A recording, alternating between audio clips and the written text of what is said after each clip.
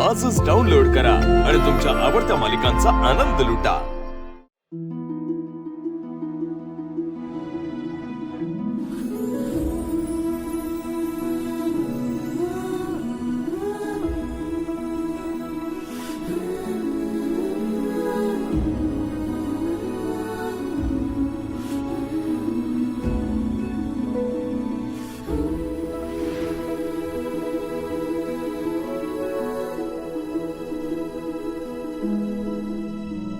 काय doctor madam, नवीन प्रवासासाठी तयार आहे का?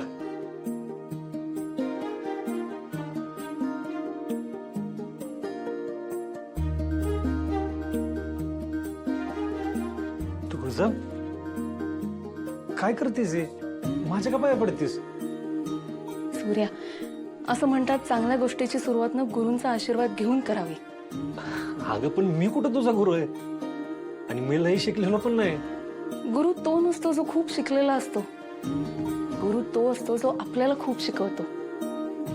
आयुष्याचा प्रवास कसा करावा, स्वतःचा रस्ता स्वतःच कसा शोधावा ह्याची जाणीव करून देतो। जगापर्यंत पोहोचण्याआधी स्वतःपर्यंत कसं पोहोचायचं ना हे तो शिकवतो।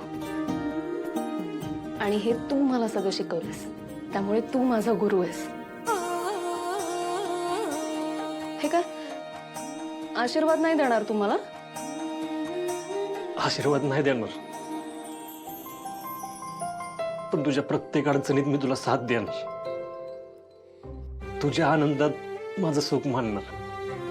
हे सगळं तर तू करच, पण मी जर कधी चुकले ना तर मला योग्य मार्गावर आणण्याचं काम सुद्धा तू करायचंस। माझ्या मनात कधी कुठलाही स्वार्थ येऊ नये, माझ्या पेशंट्सना मी कायम माणूस म्हणूनच बघावं ही एवढीच इच्छा आहे रे माझी। आणि सूर्या, ज्या दिवशी मी माझ्या पेशंट्सना पैसे कमवण्याची मशीन म्हणून बघीन ना त्या दिवशी मी हा पेशा सोडून दे। तो दिवस कधीच येणार नाही तुळजा, माझा तुझ्यावर पूर्ण विश्वास आहे।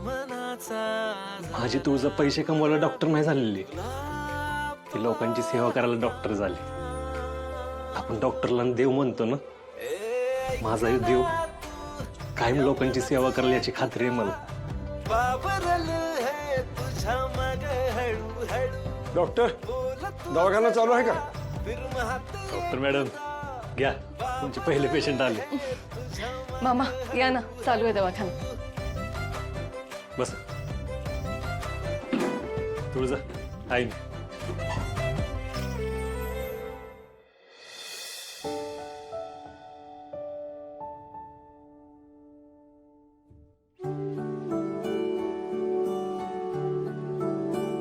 काय वेळेवर घ्यायची औषधं?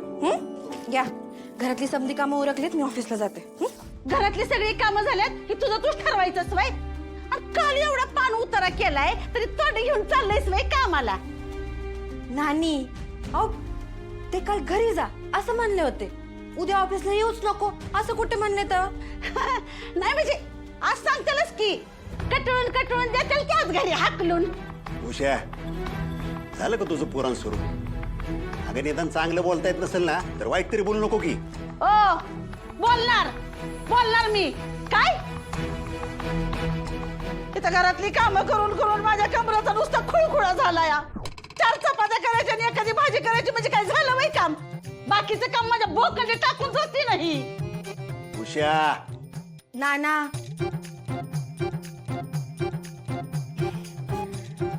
नानी, अहो बघा की कामावरनं आल्यावर मी मसाले भात, चवळीची भाजी आणि तुमच्या आवडीची स्पेशल खीर बी केली होती। आता मला काहीच करता येत नसतं तर तेवढं तरी जमलं असतं का? सांगा बरं। बरं ते जाऊ दे, रोज सकाळी यांच्यासाठी 6 अंड्याचं ऑमलेट, स्वयंपाक घरात वांग्याच्या भाजीपासून फरसबीच्या भाजीपर्यंत समद करते मी। आता मला सांगा, तुम्हाला जर आवडलं नसतं तर तुम्ही रोज रोज माझ्या हातचं खाल्लं असतं का? सांगा की। बरं ते बी जाऊ दे, तुम्हाला माहितीये आज सकाळी मी 6 वाजता उठून घरातल्या सगळ्यांचे कपडे धुतले, नाश्त्याची भांडी विसरून कपाटाला लावली, यांच्यासाठी अंडी उकडली, सगळ्यांसाठी उपमा केला। आणि हे मी आजच नाही, रोज सकाळी करते। पण तुम्हाला त्याची काही कदरच नाहीये बघा. तुम्हाला माहितीये लग्नाच्या आधी ना पंजाबी ड्रेस सोडलं तर मला काय माहितच नव्हतं. साडीत तर चालता बी यायचं नाही. पण तरी बी मी माझ्या परीनं समज शिकून घेतलं. कधीच कसली तक्रार केली नाही. हा, आता ह्यात पण जर तुम्हाला वाटत असेल की माझं सगळं चुकतंय तर मग आईच्या मायेनं माझं कान पिरगळून सांगा की मला. रोज रोज अशी चिडचिड करून काय होणार आहे तेव्हा सांगा बघू. बाया तिच्या तोंडाचा पट्टा सुटला ना तर थांबतच नाही. उश्या अगं चुकीचं काय बोलतीये ती, खरं तेच बोलतीये की. धनुबा जा कामाला, उशीर होते, जा जा. हो आले. नानी घरातली समधी कामं करून वेळेवर ऑफिसला बी जाता येतं हा मला. टाटा. बसवा बसवा तू डोक्या बसवा हिला, म्हणजे दिवसभर तुमच्या बायकोचा अपमान करत राहिली.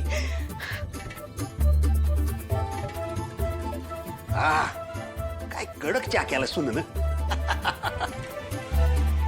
चिरंजीव कुठल्या भाषेत सांगायचं तुम्हाला? आम्ही काल रात्री तुम्हाला बजावलं होतं ना, तरी मी दारू पिऊन घरी आलात. फादर काय झालं, थोडी पार्टी जास्त झाली रात्री म्हणून मी आलो ना, आंघोळ करतो. गुरुजी जाऊ नका तुम्ही.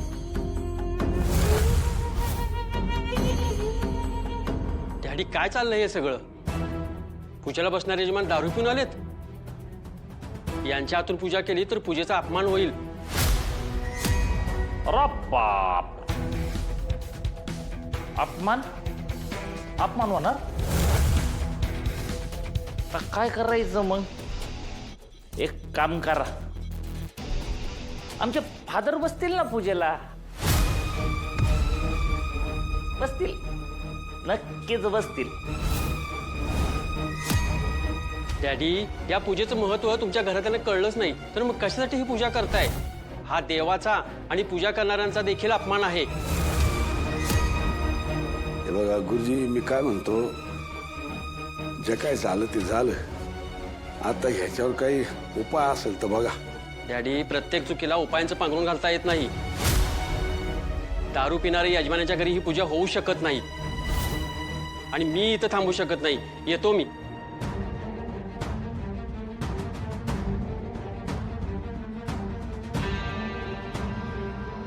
झालं तुमच्या मनासारखं? हा? का अजून बापाची आबरू घालवायची आहे तुम्हाला? हा, ओ फादर, अहो तुम्ही तुमची आबरू आमच्या हातात देताच कशाला? एक तर पहिल्यांदा ना सगळंच तुमच्या मनासारखं होईल यो हट्ट सोडा. आणि जर तुम्हाला यापेक्षा ठेवायचीच असेल तर निदान माझ्याकडनं तरी ती ठेवू नका. थोबाड बंद.